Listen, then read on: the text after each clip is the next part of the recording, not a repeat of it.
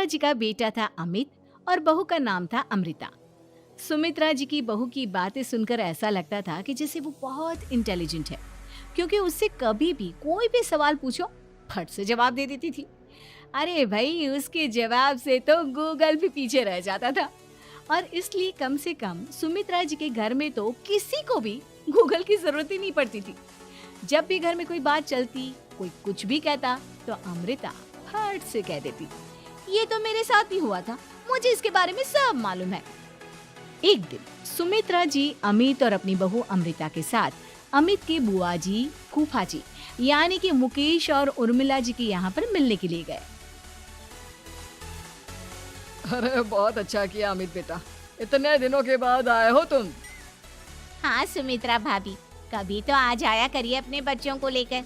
आपकी बहू के आने से तो हमारे घर में भी रौनक आ गई है। वो क्या है ना, अमित ऑफिस के काम में बहुत बिजी रहता है, इसलिए उसे तो वक्त ही नहीं मिल पाता। अच्छा, लगता है नौकरी काफी मुश्किल है अमित की। अरे नहीं नहीं फूफा जी, ऐसी कोई बात नहीं है। आप तो जानते हैं ना प्राइवेट जॉब में कितना काम होता है। अरे कोई समझे ना समझे, मुझे तो पता है प्राइवेट नौकरी में इतना काम करना पड़ता है कि इंसान की आफत आ जाती है। लेकिन बेटा, तुमने तो कभी जॉब की ही नहीं, तुम्हें कैसे पता? अरे जॉब नहीं की तो क्या हुआ मम्मी जी, सब जानती हूँ मैं। सबसे पहले ऑफिस में जाओ, वहाँ पर अपनी एंट्री डालो, उसके बाद दिन भर सिस्टम पर बैठकर काम करो। चारों तरफ कैमरे लगे होते हैं, आप अपनी नजर इधर की उधर नहीं कर सकते। उसके बाद दिन भर बॉस की चिक चिक सुनो, वो अलग से। यही सब होता है, मुझे ना सब पता है। अरे बहू रानी तो काफी इंटेलिजेंट है, हर बात की खबर है इसको। थोड़ी देर बाद अब देखिए सुमित्रा भाभी, इतने दिनों के बाद आई हैं आप, खाना खाकर ही जाना, ऐसे तो मैं आपको जाने नहीं दूंगी। वैसे बुआ जी, खाने में क्या बनाया है? वो क्या है ना बेटा, आज तुम्हारी बुआ जी की तबीयत थोड़ी ठीक नहीं थी, इसलिए हमने सोचा कि जब तुम लोग यहाँ आ जाओगे तो बाहर से खाना मंगवा लेंगे और साथ में बैठकर खाएंगे। लेकिन बस प्रॉब्लम इतनी सी है कि मुझे बाहर से खाना ऑर्डर करना नहीं आता। सोचा जब अमित आएगा तो उसी को बोल दूंगी। अरे मुझे आता है ना, मैं कर देती हूँ ऑर्डर। बताइए क्या क्या मंगाना है आपको? इटालियन, कॉन्टिनेंटल, इंडियन, पंजाबी, सब पता है मुझे। क्या बात है बहू, क्या घर में भी खाना रोज बाहर से ऑर्डर करती हो? अरे नहीं नहीं बुआ जी, ऐसी कोई बात नहीं है, बस मुझे ना सब पता है।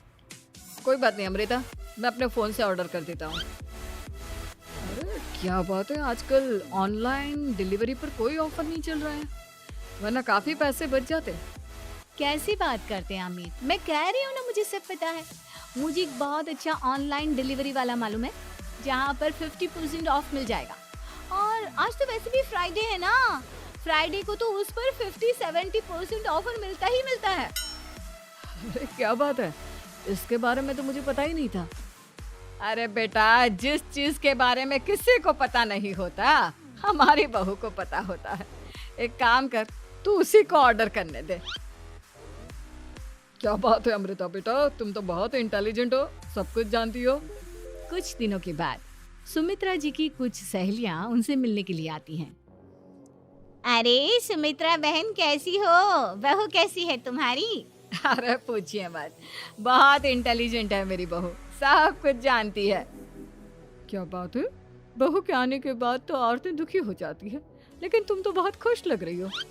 वो क्या है ना, मेरी बहू है ही इतनी अच्छी। अरे तो बुलाओ ना, हमारे साथ बैठेगी, बातें करेंगी तो हमें भी अच्छा लगेगा।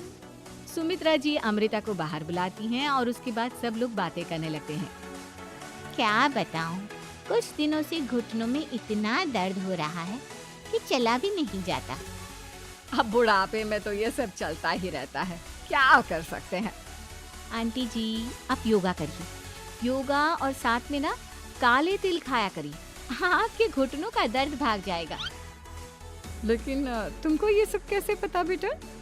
अरे मेरे भी घुटनों में दर्द होने लगा था, मैंने योगा किया और काले तिल के साथ गुड़ मिलाकर उनके लड्डू बनाकर खाए, एकदम ठीक हो गए हैं मेरे पैर। अमृता, ये तुम क्या कह रही हो? इतनी कम उम्र में तुम्हारे पैरों में दर्द कैसे हो सकता है? अरे मम्मी जी, सच कह रही हूँ, एक बार अगर कोई ये नुस्खा अपना लेना बस मजा आ जाए। ठीक है बेटा, अगर तुम कहती हो तो मैं ये करके देखती हूँ।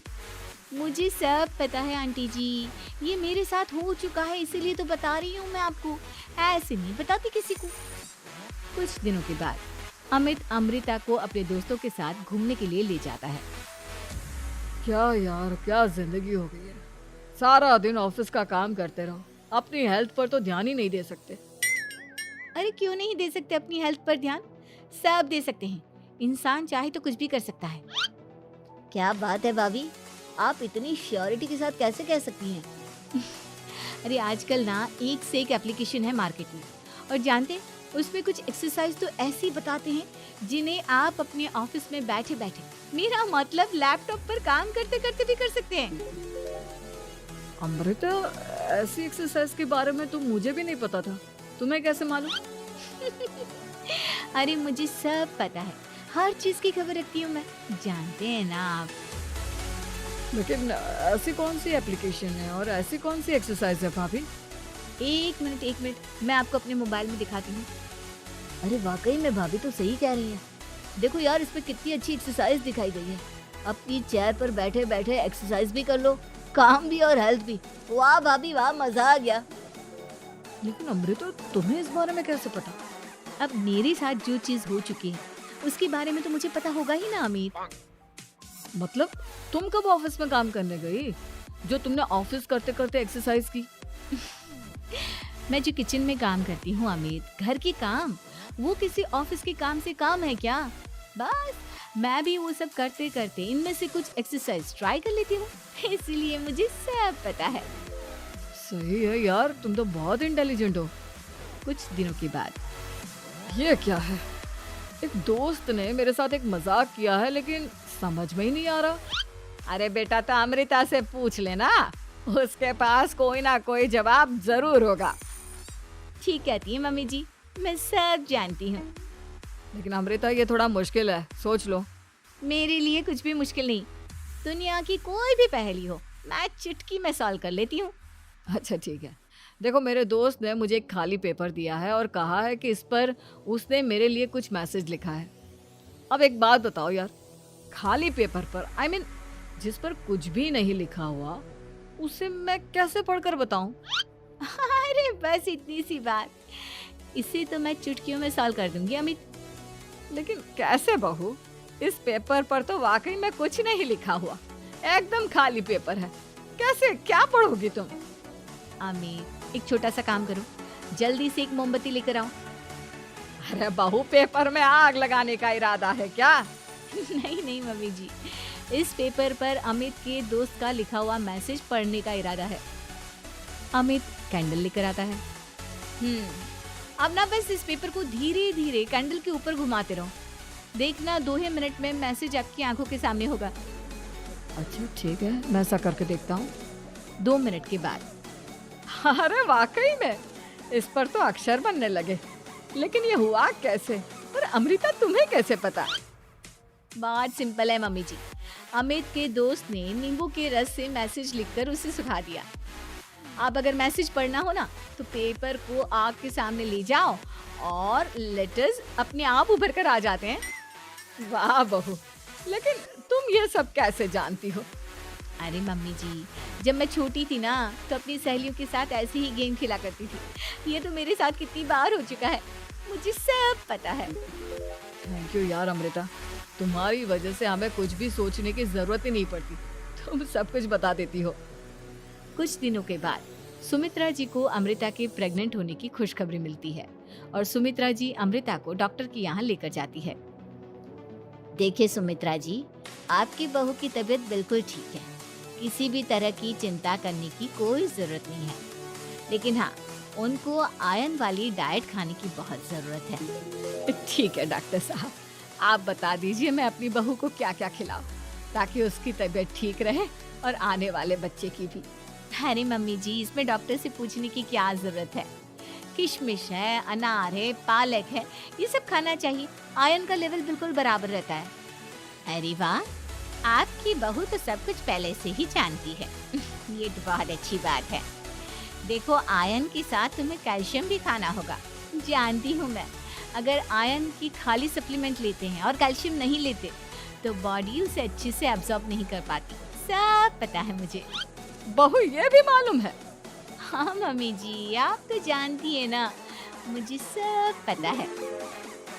आपकी बहू की बातें सुनकर अच्छा लग रहा है। मुझे ऐसी बहुत कम लड़कियां मिलती हैं जिन्हें इतनी नॉलेज होती है, सारे सवालों के जवाब देती है। और हमारे इंडिया में तो वैसे भी हालात बहुत खराब है। बिल्कुल ठीक कह रहे हैं आप डॉक्टर साहब, लेकिन मैं उन लड़कियों की तरह नहीं हूँ। बहुत ख्याल रखती हूँ मैं हर चीज़ का। और जानती हैं आप, हमारे घर में तो किसी को किसी चीज़ के बारे में गूगल करने की ज़रूरत ही नहीं पड़ती। बिल्कुल ठीक कह रही है अमृता। अरे कुछ भी पूछ लो इसे, सब पता होता है। अरे वाह, तुम तो बड़ी कमाल की लड़की हो। चलो, ये तो बहुत अच्छी बात है, लेकिन फिर भी डॉक्टर की सलाह पर पूरा ध्यान देना चाहिए। वैसे क्या चाहिए तुम्हें, बेटा या बेटी? अरे डॉक्टर साहब, कुछ भी हो जाए, बस बच्चा अच्छे से हो जाना चाहिए। मुझे तो दोनों में से किसी से कोई भी परेशानी नहीं।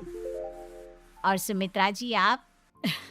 डॉक्टर मैडम, मुझे तो लड़के और लड़की में कभी भेद करने की आदत ही नहीं है।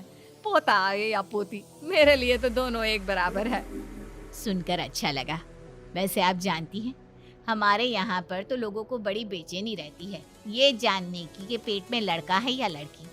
लेकिन विदेशों में ऐसा नहीं होता। हाँ, वहाँ पर तो सब कुछ पहले से ही बता देते हैं ना। ये भी कोई बात हुई भला? लेकिन तुम्हें कैसे पता कि वहाँ पर सब कुछ पहले ही बता देते हैं? अच्छा हाँ, तुम तो सब कुछ पहले से ही जानती हो ना। तुम्हारे साथ तो सब कुछ पहले से ही हो चुका होता है। नहीं मम्मी जी, ये तो मेरे साथ पहली बार हो रहा है, इसलिए मैं ये डायलॉग नहीं बोल सकती। अमृता की बात सुनकर सुमित्रा और डॉक्टर दोनों हंसने लगते हैं।